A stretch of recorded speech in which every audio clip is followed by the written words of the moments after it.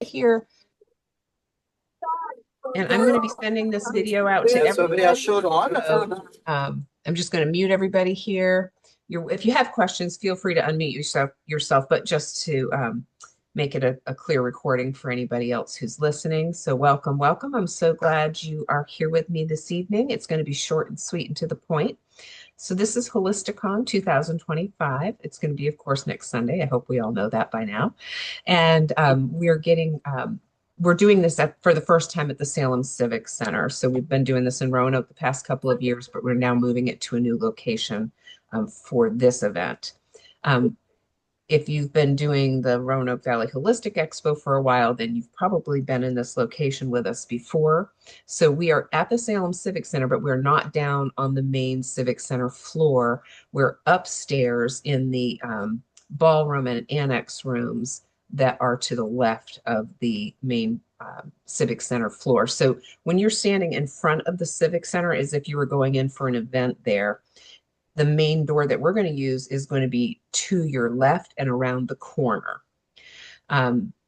If you've done the show before, you know that we go around to the left and down into the Civic Center to unload. In this case, we will not be going into the building to unload. So fingers crossed that we have good weather.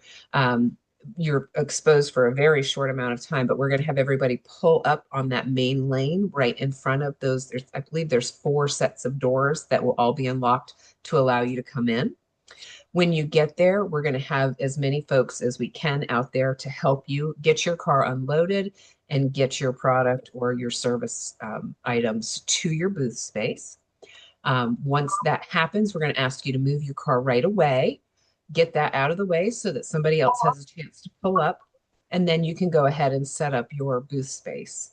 Setup time is going to start at 5:30. Yeah. No, I'm not going to be up that early. It's going to start at 7:30. The show starts at 10. And as always, we do ask that you be done setting up by quarter of. And if you're called to join us, we hope you will join us for circle time. Just a real quick time to come together and say a couple words of gratitude and kind of bless the space and set the tone for the rest of the day. So really excited to see the activity on the group or the Facebook page, the event page. We have, I think it's almost like 1,000 people at this point who are either interested or already marked going. And of course, the ads will continue to run. I will do the reach outs to the TV stations. Sometimes we get picked up, sometimes we don't. If anybody has a resource that they can tie me into, it would be greatly appreciated, but I'll do my best there.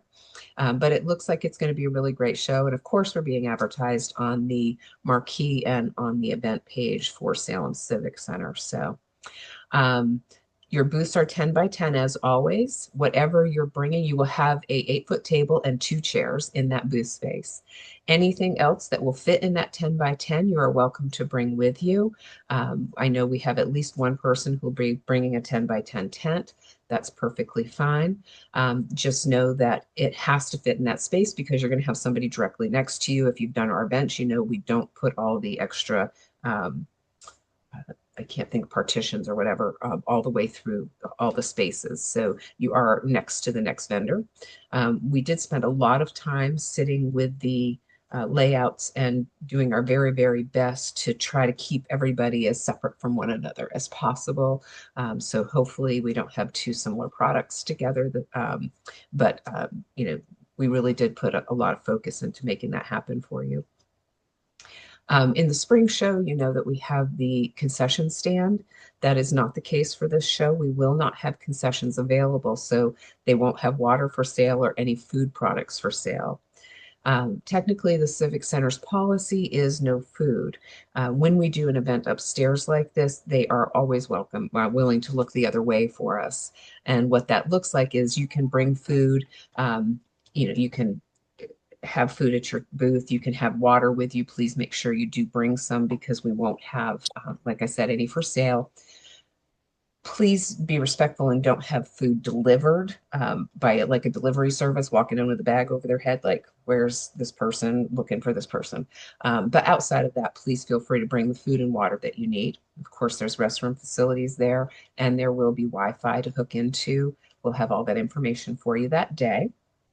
The show goes until 5 o'clock. Once the show's over, we do ask you to stay set up until 5, just out of respect for the other vendors, because you will have people near you doing services. Some of our vendors actually record their services too, so we want to keep that noise to a minimum. Once at 5 o'clock, once you break down, same kind of thing, get everything packed up, go get the car, bring it out. We're going to help you bring everything out to the car, get you loaded and on your way. This actually goes really well and really fast. If you have an extra body that would be willing to pitch in with that, helping everybody unload, we'd really appreciate it. But it always just seems to come together for us. We do have a couple of volunteers already, but you know, I think this is a really amazing group, and everybody takes really good care of one another, and I'm grateful for that. So I am going to send an email out, which will have this recording on it, of course, and also attached to it will be the vendor layout, so you can see which booth space you have, so you can kind of prepare for where you're going to be. We do have one room that is the quiet room. If you've asked for that room, you are in it, and that is the room where primarily energy healers will be. If you didn't ask for that room, then you are in one of the other spaces. So just so you are aware, if you've never been up in that space, we have the big ballroom, and I believe it's 28 booth spaces in that big ballroom area. We also have the main lobby outside of the ballroom, and parlors B and C that are right there outside of the ballroom as well. There'll be a vendor in the hallway headed down to parlor A, and vendors in parlor A as well. We've already prepared signage to help guide people through the different spaces, and have strategically set up people near entrances that can help verbalize to make sure that people are going to these other areas. So I don't think we're going to have any trouble with traffic flow. I know we didn't last time, so I anticipate it to be the same this time as well. Does anybody have any questions? Or I'm sure that was really quick. I'm sure I've forgotten something. What have I forgotten? What do you need to know to make sure you have the best show ever?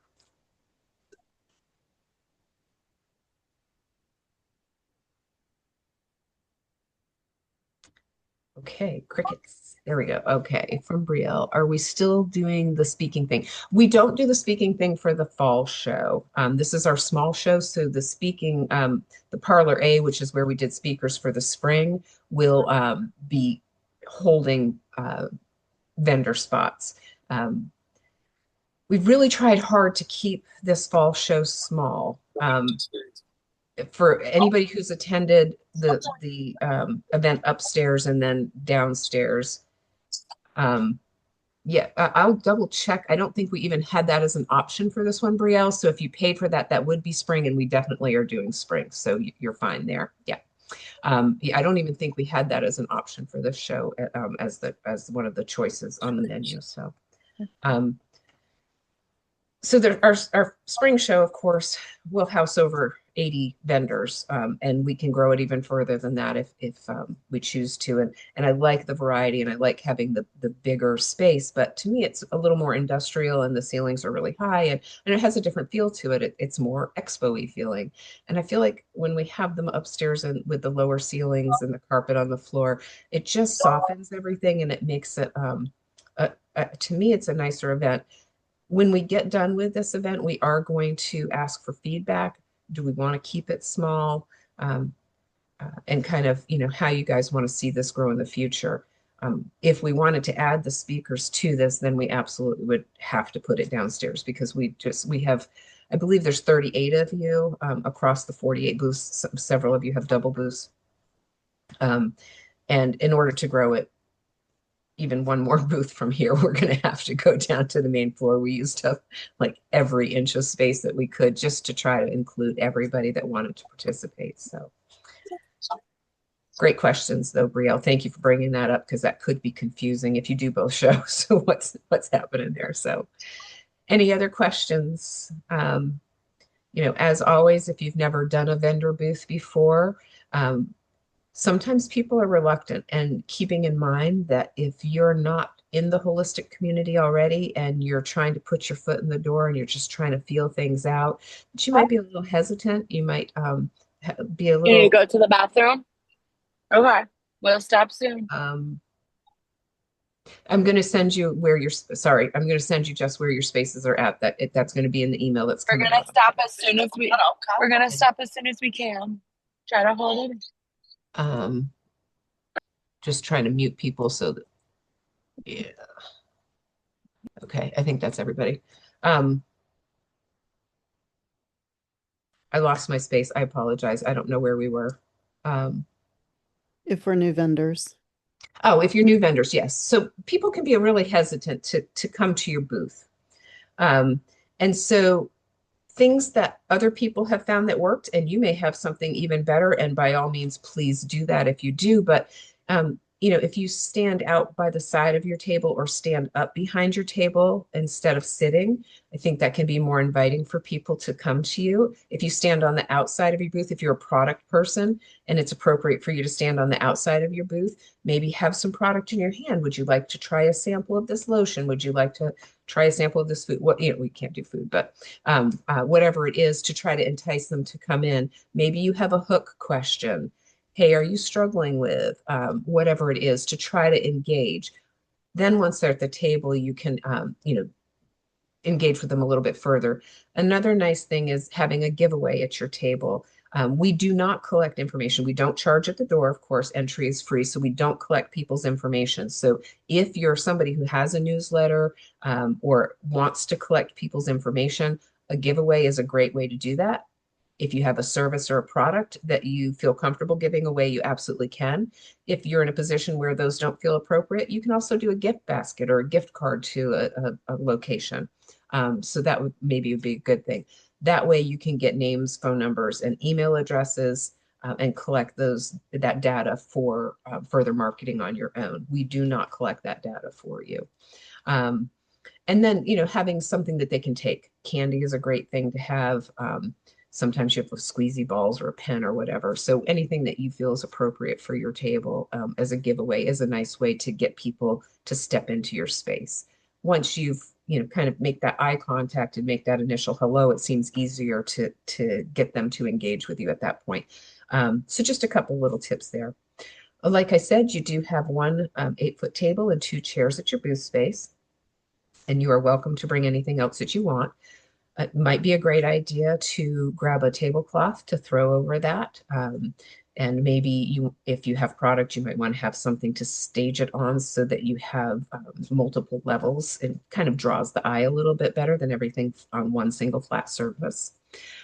If you have a service that you're offering, you may want to have a sign up sheet so that you're not stopping in the middle of services to say, oh, wait, I'm going to be a few minutes. I'll come back in 10 minutes, those kind of things. So that will allow you to stay in the work that you're doing. Um, if you do decide to do yourself a schedule, do yourself a major favor and make sure you give yourself a potty break and a food break in there too. Because what you're going to find is all of a sudden you're going to turn around and that schedule is going to be full. And we want to make sure that you're doing the self-care that you need so that when you get to the end of the day, you're not exhausted. And your energy hasn't been depleted. So make sure you schedule yourself a little bit of time in between there to take your little breaks too. I said it in the beginning, but if you're just hopping on, no food services there. So make sure you have food and water with you. Technically, we're not allowed to have food, but knowing that they don't have those services provided for us, are going to be more lenient for that. But please don't have food delivered like by a delivery person. It's okay if your spouse brings food or those kind of things, but please limit it to that. So, any other questions?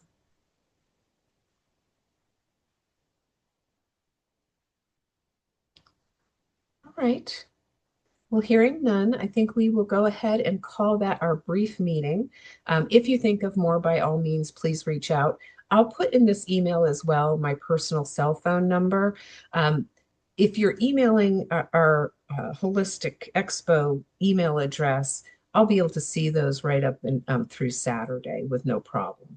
But once we get to Sunday, I am not going to be checking my emails. I'm going to be on the floor trying to help you guys get set up, get everything taken care of, handle any issues, and I'm not going to be paying attention. So if you need me on Sunday, please, please, please make sure you text or call me. I will do my best to answer or to respond back to you as quickly as possible.